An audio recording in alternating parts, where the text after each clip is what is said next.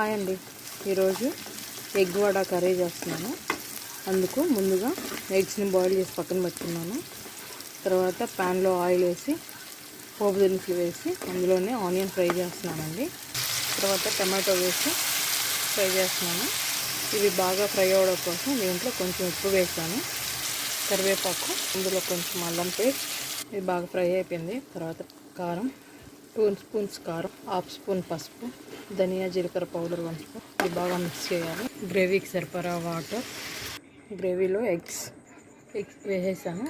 తర్వాత వడలు, ఇది మసాలా వడ అన్నీ వేసేసాను. ఇప్పుడు మూత పెట్టి కుక్ చేద్దాము. ఓకే అండి, గ్రేవీ అయితే బాగా కుక్ అయిపోయింది. దీన్ని ఇప్పుడు ఆఫ్ చేసేస్తున్నాను. ఆఫ్ చేసేసాను. మీకు ఎలా అనిపించిందో లైక్ చేయండి, కామెంట్ చేయండి. ప్లీజ్ సబ్స్క్రైబ్ చేసుకోవచ్చు కదా. బాయ్ అండి.